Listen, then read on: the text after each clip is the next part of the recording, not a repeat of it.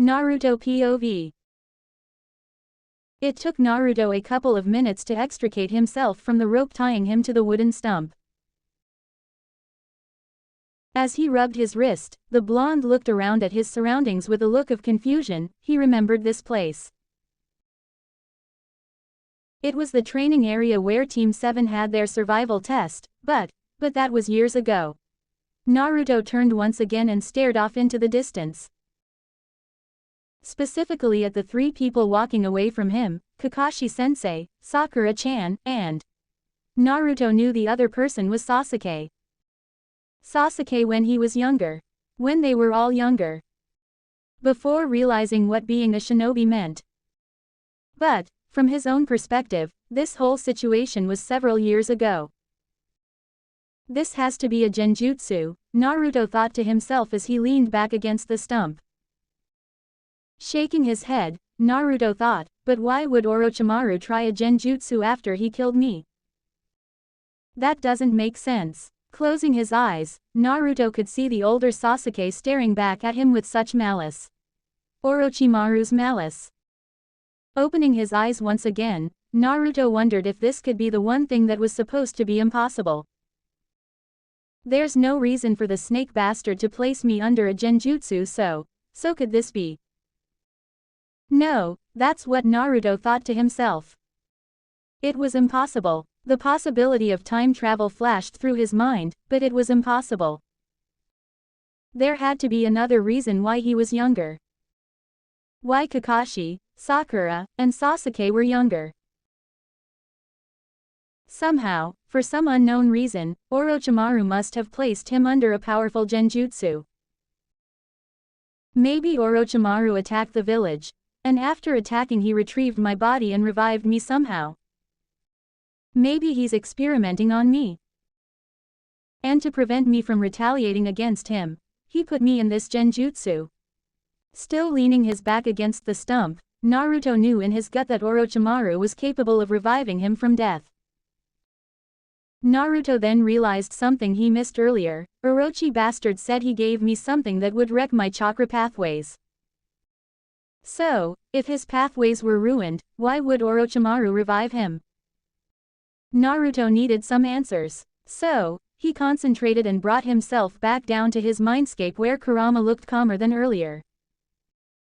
He was lying on the floor of the cage along with the balls of energy representing the power given to him by the rest of the tailed beasts.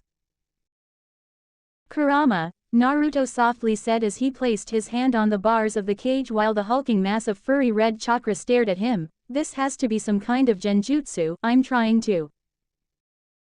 It's not a genjutsu, Naruto, Kurama said, much to Naruto's surprise, as he shifted his body, just now, when Orochimaru attacked. He administered something that blocked my chakra from entering your network by destroying it completely. He did say that. I remember, Naruto whispered, but it then proceeded to lock me away within you, Kurama said, his voice now a growl at hearing the sound of Orochimaru's name. Orochimaru must have created some special elixir. Whatever it was, the effects were devastating. But now I can feel my chakra being pulled into your network slowly, just like so long ago. Kurama, Naruto shook his head. Was it really possible? Could this really be the past somehow? If this isn't a genjutsu. I could feel traces of my previous self, Kurama said as he looked around the cage before turning his attention to Naruto once again. Whatever happened to bring us back here, to the past? The past, Naruto whispered to himself while shaking his head. The past, time travel. Kurama was now sitting on his hind legs staring down at him with an exhausted expression. Our power, I and the other Biju, are part of your soul. Especially after you received part of the old man's chakra to seal Kagaya. Our experiences and our powers, well, they are greater than our past selves.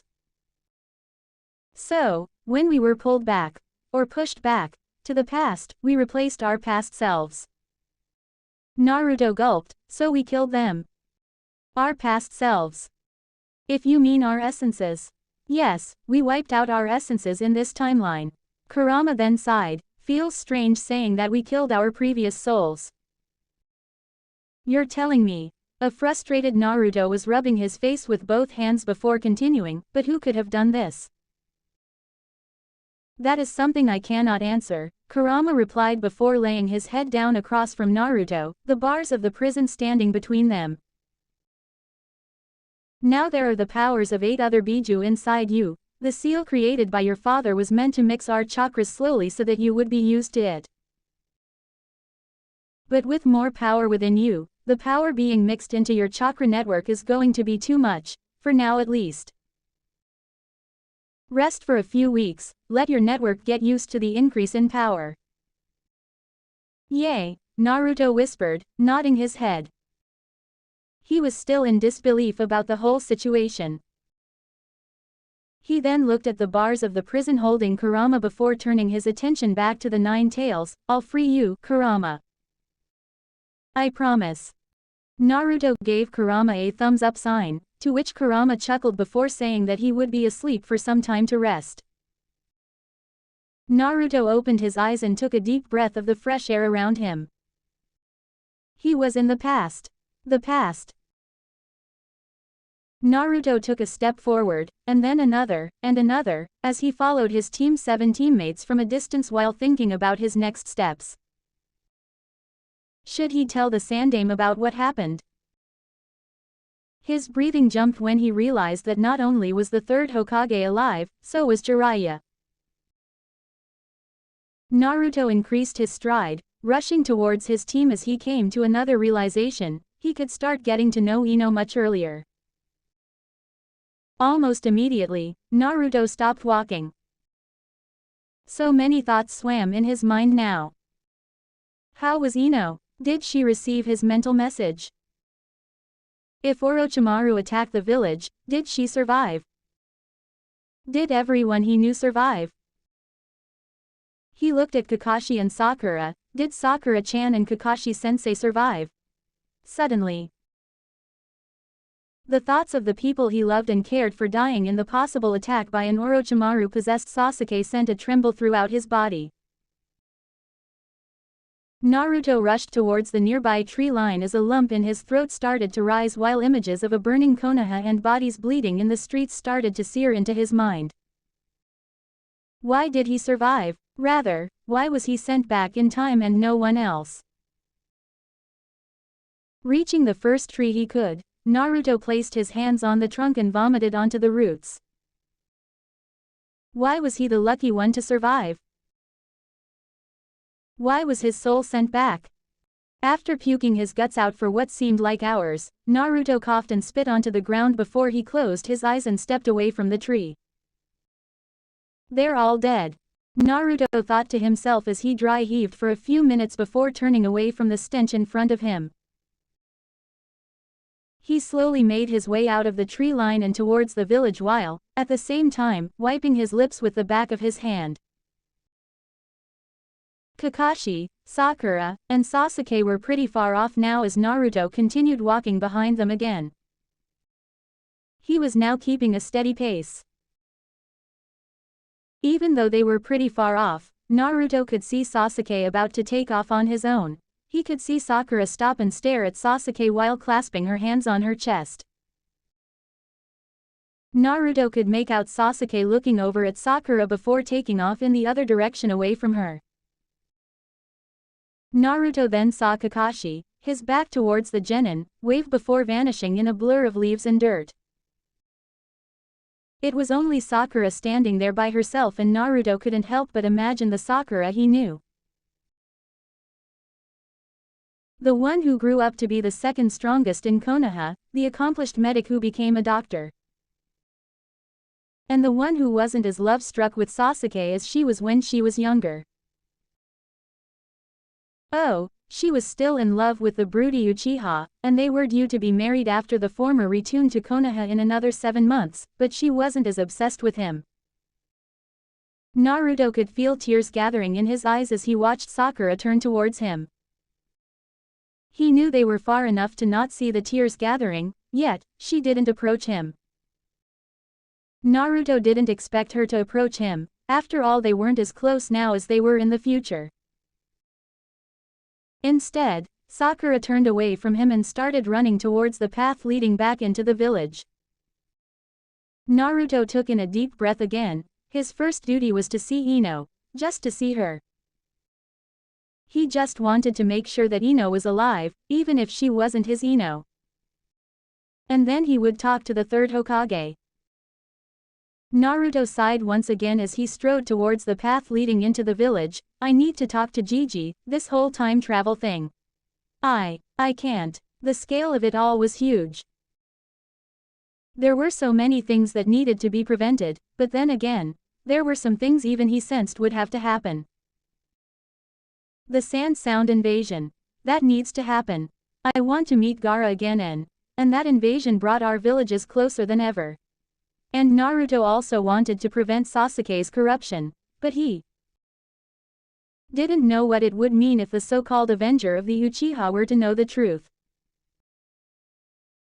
Maybe if Itachi tells him the truth, Naruto thought as he continued walking with his hands in his pockets, maybe that's what it would take to prevent Sasuke from betraying the village.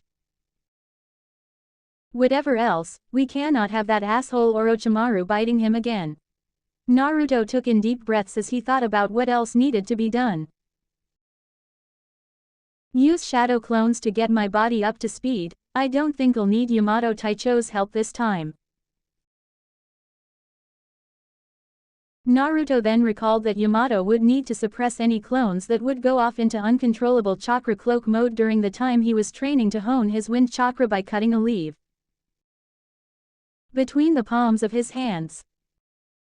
Naruto looked at his hands, but with the excess of chakra. I'm guessing I'll have to start everything from the beginning, at least this time I know where to start from. But still, I may need Yamato Taicho. Just in case. He also knew that he needed Jiraiya's help to unlock the cage. And that meant he needed to could control Kurama's power.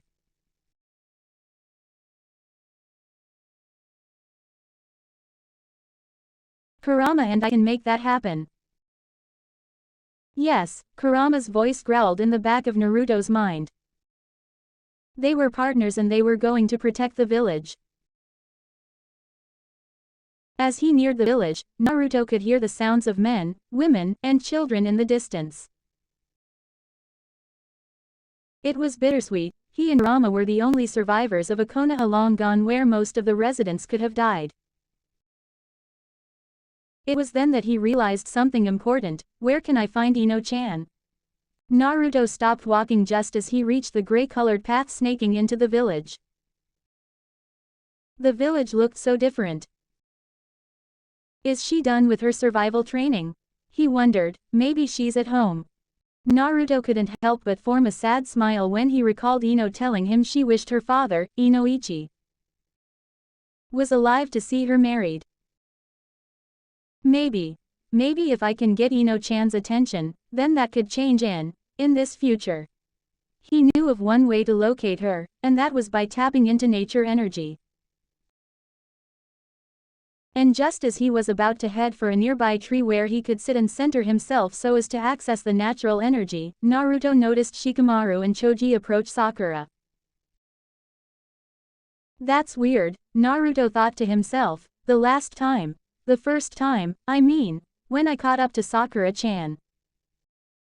Both Choji and Shika weren't there. Naruto furrowed his eyebrows as he wondered. So why would they be? Naruto's eyes widened at the impossible thought swimming in his mind, that maybe Choji and Shikamaru somehow made it to the past since they did not approach Sakura during this time in the past. No, he didn't want to hope. There could be a variety of reasons why Choji and Shikamaru would be approaching Sakura. No, there must have been a change. And as he ran towards the three of them, he once again reminded himself that this situation with Sakura, Choji, and Shikamaru did not happen the first time. What do you mean she just ran away? Naruto heard Sakura ask loudly while Shikamaru and Choji then explained they didn't know that she just ran away from them. And they were unable to find her. Naruto stopped next to Sakura. His heart was racing at the impossible thought that somehow his wife may have traveled back in time as well. It was impossible. He knew in his heart that there could be a variety of reasons why Shikamaru and Choji would want to speak to Sakura. But Naruto mentally reminded himself for the umpteenth time that this never happened in his past. In his past, he joined up with Sakura after Kakashi and Sasuke left, leaving the both of them alone with each other. And there was no Shikamaru and Choji. Instead, in his past, Sakura continued growling that she would not go on a date with Naruto. What's going on? This is none of your business, Naruto, Sakura said, glaring at him. In any other day, he would have slunk away from that trademarked glare, but not today. Naruto looked at Sakura with a small sad smile. He could see his Sakura in his mind's eye smiling back at him, before turning away from his one-time crush and towards Shikamaru and Choji. Naruto noticed Choji was not eating any potato chips, which meant the latter was really worried about Ino. Naruto didn't want to get his hopes up. But maybe the act of just traveling back in time could have changed events, he thought to himself. Yes, that could be it. Choji then spoke, and what he said made Naruto's body stiffen. She was crying before leaving the restaurant. Choji spoke after going over the events following Ino waking up after her head collapsed down onto the table in the barbecue restaurant. We chased after her, but by the time we reached the restaurant entrance, she was gone. Asuma-sensei is worried about her and so are we. We left the restaurant and searched all the places she would go to, but we haven't had much luck. Naruto thought, you checked the places where she would go. If this is my Ino-chan, there are a couple of new places she'd go. Places you would not know to check. You checked all her hangouts? Naruto asked whilst trying to keep a cool voice. Shikamaru nodded his head. Ichiraku's. We tried it as a last resort, but the owner hasn't seen her either. Sakura then huffed before saying she could not see Ino eating the fattening food at the ramen shop. Naruto shrugged at Sakura, who then told Shikamaru and Choji that if she runs across Ino, she'd tell her they were searching for her. And Naruto said the same thing as well. However, as Shikamaru and Choji moved away and rushed off to continue the search for their teammate once again, Naruto had an idea where Ino could be, at least if his suspicions were correct. Naruto turned towards Sakura and was about to open his mouth when she said, "Don't you dare ask me out on a date." The frown on Sakura's face as she stared at him saddened him once again. He really wanted his Sakura back. Naruto then smiled as an idea came to his head before saying, "Wasn't going to." Sakura-chan. And that admission surprised Sakura, who arched her eyebrows, a quizzical expression forming on her face, before Naruto continued, "You know. Have you ever thought about learning medical jutsu?" Sakura said in surprise. "Think about it," Naruto said before he was about to move off towards the direction of his apartment complex. "We could need a healer on our team and, well, Sasuke would be impressed if you became one of the best medic nin in the village." Sakura blushed before saying, "Yay. Sasuke-kun would like that. I guess. I heard you have really good chakra control, so it would be a good thing, you know." "Right," Sakura whispered just before Naruto rushed off towards his apartment. Sakura remained rooted to the spot in surprise as she watched Naruto leap upwards towards one of the nearby roofs. His voice rang in her ears before she took off in another direction, towards the library. She needed to read up on medical ninjutsu. If it would bring her closer to her Sasuke-kun before anyone else, especially Ino, then it was worth learning this new skill. Ino POV. As Naruto was rushing towards his apartment complex, Ino was seated on the floor of the hallway next to Naruto's door. She was leaning back against the wall, the back of her head resting on the hard surface as tears streamed down her cheeks. The whole time she was rushing over to the apartment complex after taking Totsuki at Ichiraku's, she had asked the ramen shop owner to only let Naruto know she was searching for him. Ino could feel the life of her children, their energy, throbbing within her abdomen. It hurt so much emotionally as she placed her hands on her flat abdomen and cried. Their children were gone. She only just learned she was going to be a mother, and within a blink of an eye they were gone. And her experimental jutsu was powerful enough to possibly send a portion of their chakra back in time with her soul. It was something she never expected. How could she? If she ever had children with Naruto in their time of peace after the Fourth Shinobi War, she expected to die of old age, not in a surprise attack by a mysterious enemy.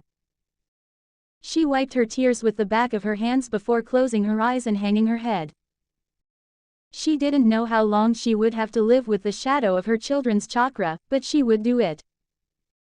And if, for some reason, her jutsu did not work on Naruto, then she would have to endure the pain on her own. Taking a deep breath, Ino turned her head to the left side upon hearing hurried footsteps coming up the stairs in the distance. She stood up upon sensing a very familiar chakra. She gasped at the sight of Naruto, who was panting while staring at her upon stepping into the hallway from the stairs. Ino-chan. Even though it was a whisper, Ino could still hear his voice reverberate the walls of the hallway. Ino laughed as more tears traveled down her cheeks before dashing towards the blonde. "Dear," was all she needed to say as Naruto stepped forward just as she hugged him. Ino felt his arms wrap around her, her hands resting on his back, her chin resting on his shoulder. She felt his chin on her shoulder, his breath brushing her neck, and his hands resting on her back. "Ino-chan, how are you in the past? I mean, you are my Ino-chan, right?" "Of course," Ino whispered as they continued their hug. I know you have questions and I have some answers." She pulled back and looked into his eyes. "I heard you scream out in my head. And then there was an attack."